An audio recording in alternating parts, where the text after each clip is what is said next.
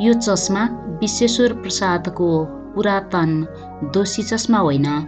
यो चस्मा त्यो आधुनिक समयको चस्मा हो जतिखेर विश्व प्रविधिले मङ्गल ग्रहमा मानव बस्ती बसाउने अन्तिम तयारी गरिरहेको हुन्छ।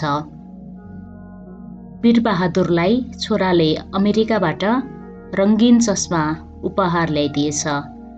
10 वर्षपछि अमेरिकाबाट घर फर्किएको छोराको उपहारमा चस्मा देखेर वीरबहादुर ट्वाँ पर्यो। छोरो आउने अघिल्लो दिन वीरबहादुरले कति धेरै सपना देखेको थियो। नदेखोस् पनि कसरी भएकी एउटा सन्तान थियो उसको। दुःखले हुर्काएको पढाएको थियो। मेहनतले हुर्काएको बेर्नामा राम्रो फल लागोस् भन्ने आशा कसलाई पो हुँदैन र। उसो त वीरबहादुरले छोरासँग उपहारको आशा भने राखेको थिएन। कतै टाढा भएको सन्तान सकुशल घरसम्म आउनु नै बाउआमाका निम्ति सबैभन्दा ठुलो उपहार हो। यो चस्मा के गर्नु मैले? चस्मा पावर होला नभएकाले पनि होला। वीरबहादुरले चस्माको अर्थ नबुझेरै प्रश्न गरे छोरासँग। बुबा, अब हामी पुरातन समयमा छैनौँ। यो ग्रामीण श्याम सोयत जिन्दगी कति दिन बाँच्ने? तपाईँले अब यो आधुनिक समयको रङ्गीन चस्मा लगाउनुहोस्। हामीले हाम्रो जीवन पद्धतिमा कायापलट गर्नुपर्छ। छोराले बडो दार्शनिक जवाफ दियो। वीरबहादुरले छोराको आधुनिक भाषा बुझेन, बुझ्न पनि चाहेन। बरु उसलाई चस्मा अलि अनौठो लाग्यो। त्यति मन परेन भनौँ। खै के नमिले जस्तो, के नपुगे जस्तो, सूचीकारले मिलाउँदै बिगारेको कपडा जस्तो, कुमालेले माटो खेलाउन नजान्दा बिग्रिएको हाँडी जस्तो, खै कस्तो ऊ अकमकियो। कमन ड्याड, चस्मा लगाउनुहोस् र त्यो शिरको पुरातन टोपी निकालेर फालिदिनुहोस्। छोराले केही नसोची प्वाक्क बोल्यो। हुन त उसले अमेरिका गएपछि अरूको बारेमा कमै सोच्न थालेको छ।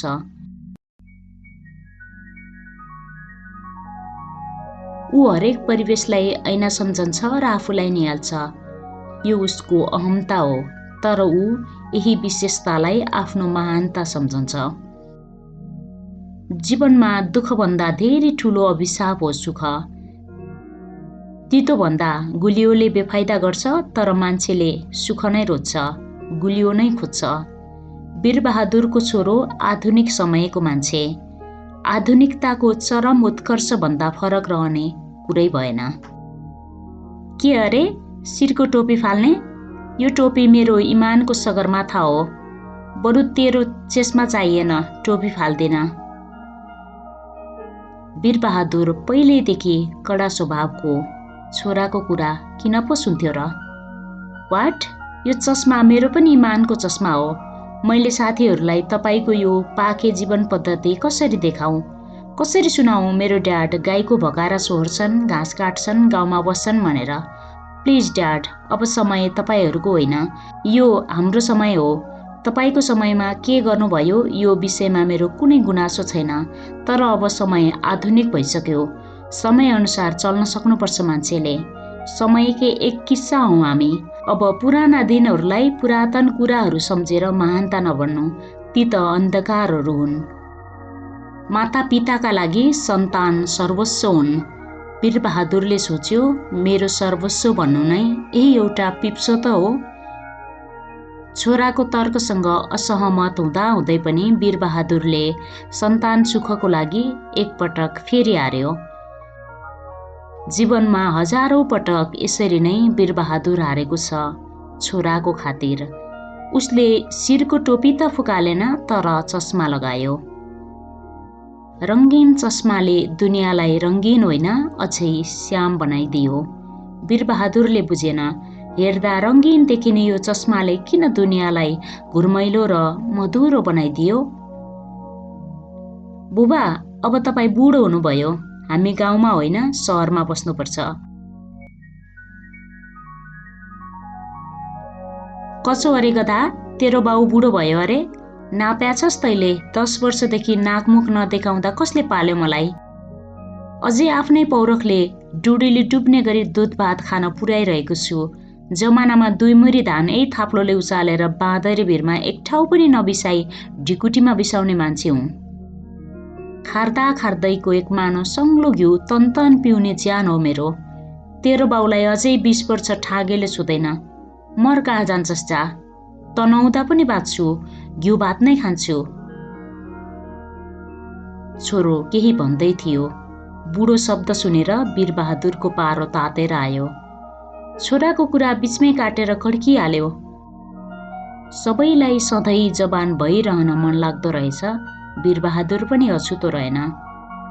परिवेशमा हुस्सु लाग्यो। खासमा हुनुपर्ने थियो वर्षापछिको चमक। अमेरिकामा घर किनेको छु, आफ्नै गाडी छ, राम्रो जागिर छ, अनि बुवा भेट्न चाहिँ म यो पहाडको ठाडै उकालो हिँडेर आउनुपर्ने? मेरो प्रगतिको के अर्थ भयो? छोरो आफ्नो बुवाको पुरातन सोच देखेर सोचमग्न भयो। वीरबहादुरले पनि सोच्यो, समय हिजो जस्तो आज छैन। गोठबाट घर आउँदा 3 ठाउँ खुइया गर्नुपर्छ। हिजो स्पष्ट देखिने आकृतिहरू आज धुमिल देखिन थालेका छन्। खाएको कुरा पहिले जस्तो पच्दैन, हात काप्छन्, दम बढ्छ, लाठी साथमा नराखे हिँड्न सकिँदैन। उसले आफ्नो आयुको औँला भाँच्यो। 3 20 1 10। ओहो, बल्ल पो वीरबहादुरले आफ्नो उमेरको हेक्का पायो। साँच्चै म बुढिएकै हुँ त? अब त लाठीको जो पो गर्नुपर्ने बेला भएछ। के थाहा कतै हिँड्दा हिँड्दै फुस्स भए भने कसले उठाउने? के थाहा हात कामेर भागको भात मुस्न छाड्यो भने कसले मुसिदिने? सुतेका बेला ऐठन भयो भने कसले बौराइदिने? गाह्रो साह्रो पर्दा कसले पानी तताइदिने? हिउँदको तुसारो जस्तो टक्क जम्यो उसको मन। सोच्यो, सन्तान नै हुन् बुढेसकालको लाठी। मेरो छोरो छ नि, आफ्नो रचनाप्रति कति ठुलो भरोसा हुन्छ रचयिताको।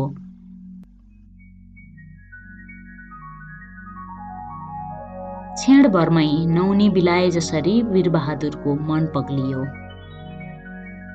भन अब मैले के गर्नु पर्यो? निकै बेरको सन्नाटा चिर्दै वीरबहादुरको बोली फुट्यो। छोरो खुसीले वीरबहादुरलाई अङ्कमाल गर्न पुग्यो। उसले उसरी नै अङ्कमाल गर्यो जसरी केटाकेटीमा ऊ वीरबहादुरले हाटबाट जुलेबी र मकैको खुइया मिठाई ल्याइदिँदा गर्थ्यो। वीरबहादुरको छाती ढक्क फुल्यो। सोच्यो, छोराले यति धेरै आधुनिकताको रमझममा रुमलिए पनि बालापनको रमरम बिर्सिएको रहेनछ। बालापनका आदतहरू सँगालेरै राखेको रहेछ। उसले अघि छोराले भनेको सहर शब्द सम्झियो। कुनै समय थियो वीरबहादुर गाउँका उजस्तै लाठेहरू भेला भएर गाउँभरिको घिउ जम्मा गर्थे, कुचो बाँड्थे र नुन लिन मधुमल्ला झर्थे। वीरबहादुरको पालामा सहर भन्नु नै मधुमल्ला थियो। सहरमा पसलहरू थिए, लामा लामा जुङ्गा परेका साउहरू थिए। उसले सम्झियो पूर्वी पहाडीहरू मधेस सर्ने मुख्य बाटो पेरङ्गे। करिब 6 घण्टा लामो पहाड चुली नै चुलीको चेपको डरलाग्दो बाटो, जहाँ भरियाको अलि ठुलो ढाकर पनि कोल्टे पार्दा मात्र छिर्न सक्थ्यो। त्यो चेपमा बाँदरसँग खेलेको लुकामारी, कति मिठो अतीत। वीरबहादुरले मिजासिला साहुहरू सम्झियो, सहरका असल मान्छेहरू सम्झियो, उबेलाको पुरातन सहर सम्झियो, जति बेला सहर वास्तवमै सहर जस्तो चेतनशील थियो। उसलाई खुल्दुली पर्यो। हाम्रै मधुमल्ला त त्यस्तो थियो भने अमेरिका झन् कस्तो होला, कति राम्रो होला। तत्कालै वीरबहादुरले गाउँ पनि सम्झियो। आजसम्म उसले भोगेका दुःखका किस्साहरू उधिन्यो। उसलाई याद छ बिहेको दिन वीरबहादुरका पैतालाले पहिलोपल्ट जुत्ताको स्वाद थाहा पाएको थियो। उसले बिर्सेको छैन सिटामोल नपाएर श्रीमतीले प्राणलीला त्यागेको हिजो नै त हो।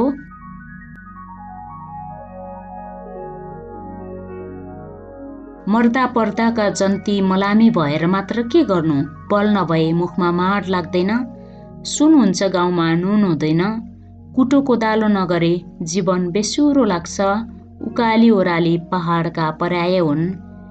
कति ठोक्नु आफ्नै तालो यी पहाडहरूसँग, कति रगड्नु यी नङहरू चट्टानहरूसँग, कति खियाउनु पैताला यो फुस्रो माटोमाथि। अमेरिकामा पो बस्छ त मेरो छोरो, सम्झिएर वीरबहादुरको छाती उसरी नै गमक्क फुल्यो जसरी हावा भर्दा बेलुन फुल्छ। छिमेकीहरूले पनि वीरबहादुरलाई पहिलेदेखि नै सम्झाएका हुन्, सहर जा, उतै बस, ठाउँमा छोरो छ, के दुखिया मुख लगाएर डाँडा पहाड गर्छस्। त्यतिखेर उसले सुनेन गाउँलेको कुरा। वीरबहादुरलाई लाग्थ्यो दुःख भन्नु नै सन्तुष्टि हो, जहाँ सन्तुष्टि त्यहाँ आनन्द। तर आज छोरालाई देखेपछि वीरबहादुरको सोच बदलियो। सोच्यो जिन्दगी दुःखै दुःखमा बिताउने पनि त होइन, कति पो गर्नु हो दुःख पनि।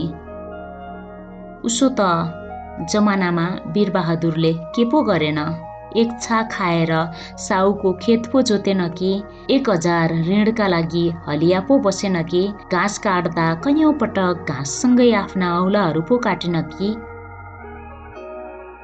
त्यति मात्र नभएर छोरालाई पढाउन दलालको लहै लहैमा परेर एउटा मृगौला पो बेचेन कि। आजसम्म उसले कहिल्यै आफूलाई खोजेन, खोज्ने फुर्सद नै पो कहाँ थियो र। साँच्चै भन्नुपर्दा म को हुँ भन्ने हिक्का आजसम्म भएको छैन उसलाई। दुःखसँग कुस्ती खेल्दा खेल्दै जीवनको सङ्गीत भुलेको छ उसले। आज त्यही छोराले सहर जाउँ भन्दैछ। क्षणभरमै वीरबहादुरको मनले अमेरिकाको विमान चढ्यो। उसको धड्कन यति बेला बादलमाथि रमाइरहेछ। वीरबहादुरको मन सुखको सङ्गीतमा नाच्न थाल्यो। दुःखको बेसुरो धुन चटक्कै बिर्सिदियो उसले। वीरबहादुर बिना हिचकिचाहट छोराले ल्याइदिएको समयको आधुनिक चस्मा लगाएर सहर पस्यो। वीरबहादुरले सोचेको थियो सहरमा छोराले घर किनेको छ, नभए अब किन्नेछ। अब छोरो आफूसँगै बस्छ, बिहे गर्छ, नाति नातिना खेलाउँछु र जिन्दगीको सफल अवतरण गराउँछु। तर संसारमा मान्छेले सोचेका चाहेका कुराहरू, देखेका सपनाहरू कहाँ पो पुरा हुन्छन् र।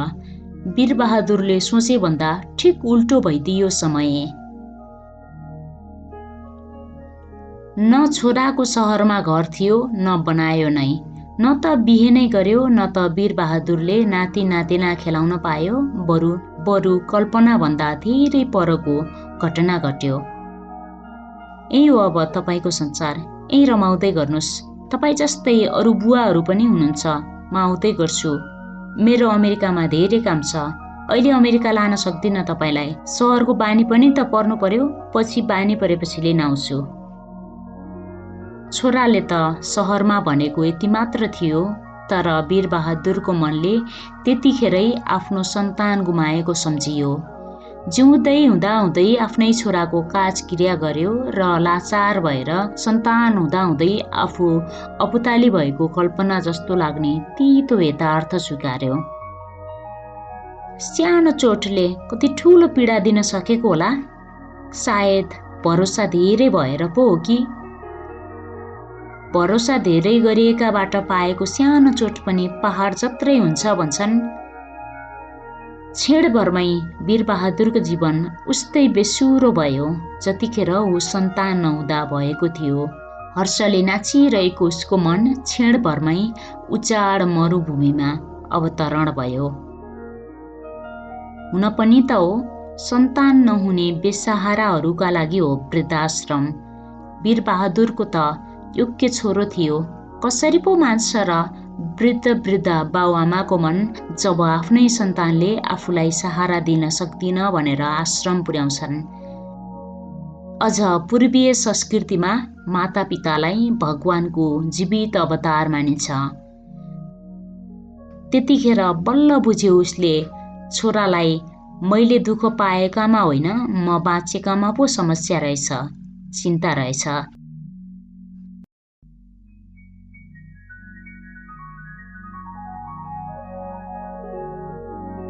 छोरो सपनाको सहर उडेपछि वीरबहादुरसँग जम्मा जम्मी छोराको नासो समयको आधुनिक चस्मा मात्र बाँकी रह्यो।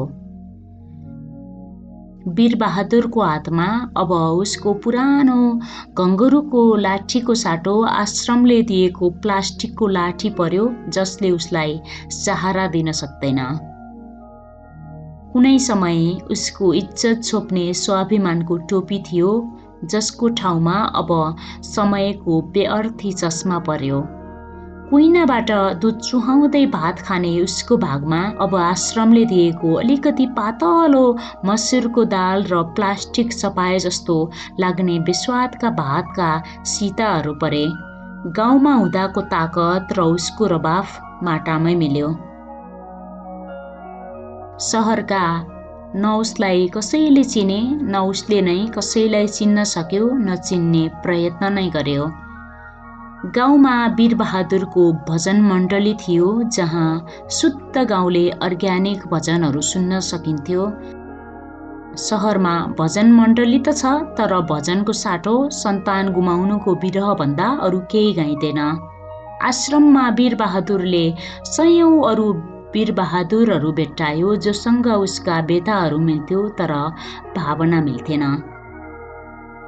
सबै थोक भएर पनि जानाजान बिर्सनु पर्ने समयको आधुनिक चस्माले बेरिएको वृद्ध आश्रम वीरबहादुरलाई फराकिलो एउटा खुल्ला जेल जस्तो लाग्यो।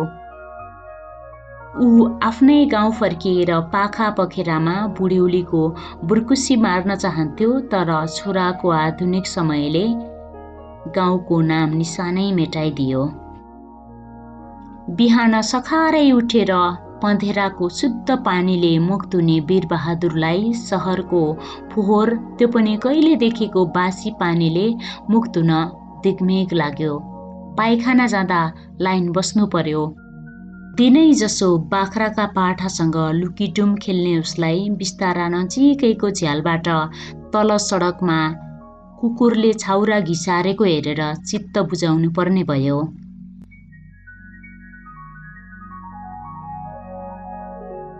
कुनै बेला डाँडा पाखा सेरोफेरो सबै मेरो भनेर देखाउने वीरबहादुरको नाममा यति बेला एउटा बिस्तारा मात्र छ, त्यो पनि अस्थायी, आश्रमले दिएको। वीरबहादुरको श्वास गएको दिन त्यो बिस्तारा पनि अपरिचित अरू कसैको हुनेछ। बिहानै उठेर मन्दिरको आसपासमा टोलाउनु र दिनभरि सहरको सडक फन्को मार्नु नै वीरबहादुरको दैनिकी बन्यो। एक दिन उसले बाँदरको छोरो जिस्काइदिँदा बाँदरनीले वीरबहादुरको गालामा झापड हानी।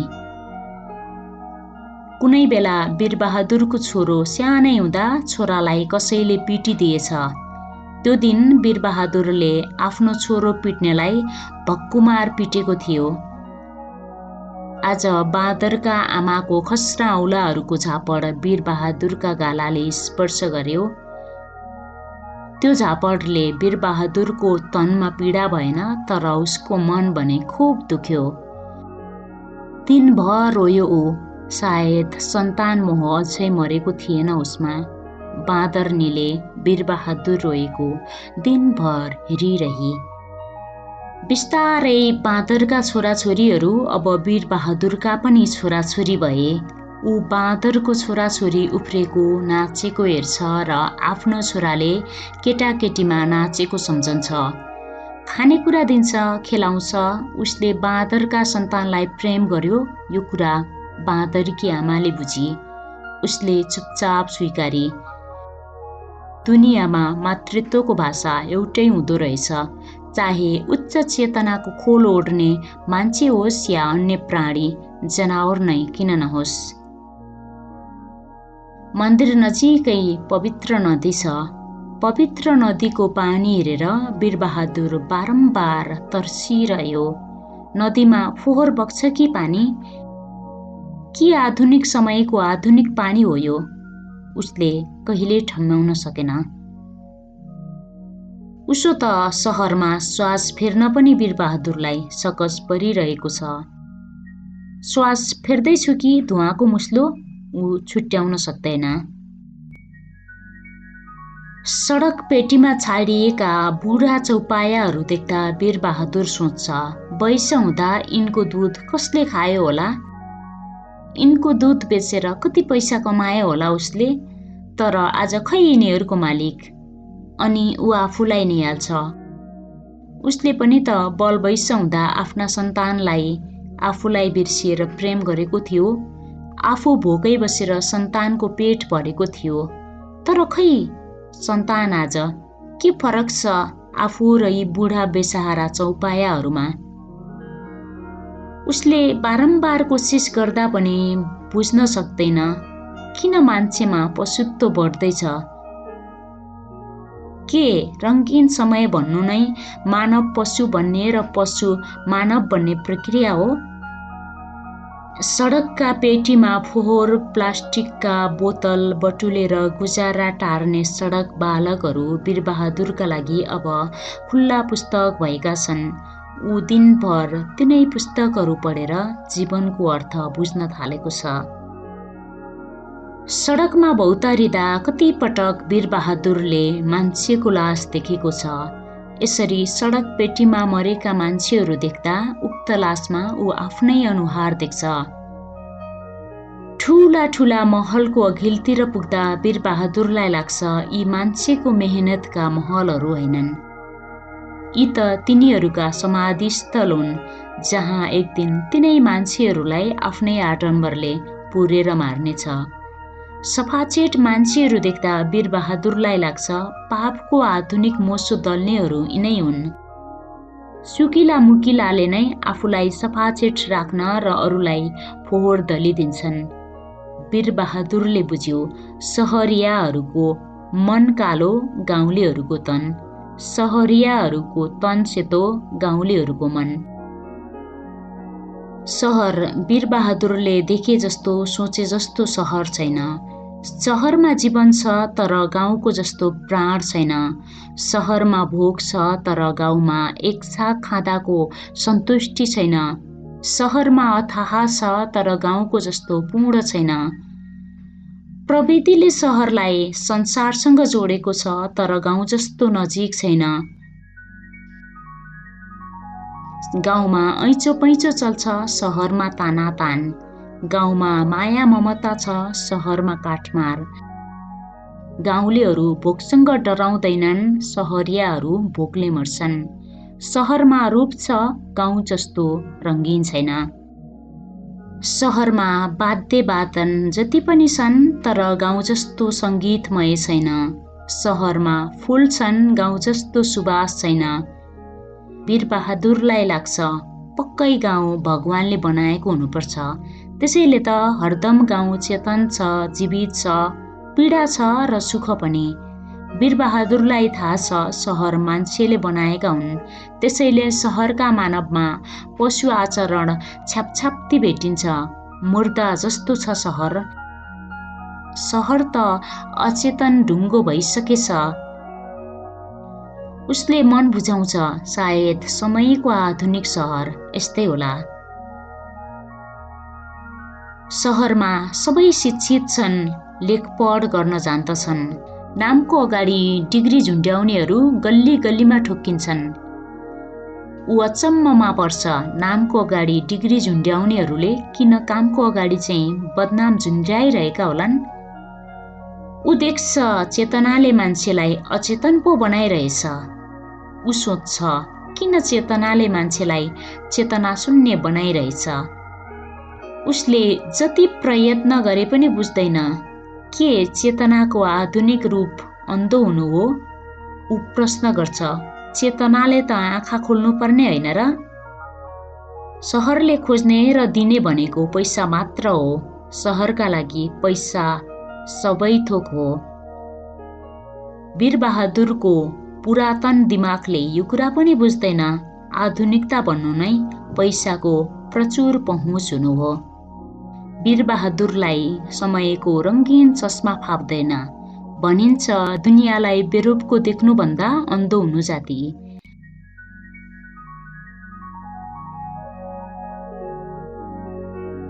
वीरबहादुरले छोराले दिएको इमानको आधुनिक चस्मा यतै कतै सहरकै कुनै गल्लीमा फोहोरका थुप्रामाथि मिल्काएर सुटुक्कै जिन्दगीलाई सधैँका लागि अवतरण गराउँछ। वीरबहादुरलाई खोज्ने कहीँ कतै भेटिँदैन। हप्ता दिनपछि पवित्र नदी किनारमा सडेको मानव आकृति जस्तो लाग्ने सिनो हेरेर एक हुल बाँदरहरू रोइरहेका देखिन्छन्। वीरबहादुर त्यो देशको नागरिक हो जहाँको सरकारले भर्खरै युवाहरू बेच्न तेस्रो मुलुकसँग श्रम सम्झौता गरेको छ। यो त्यो समयको कथा हो जति बेला वीरबहादुर जन्मिएको देशबाट सुन्दर भविष्य खोज्न दैनिक हजारौं युवाहरू परदेश बासिरहेका हुन्छन्।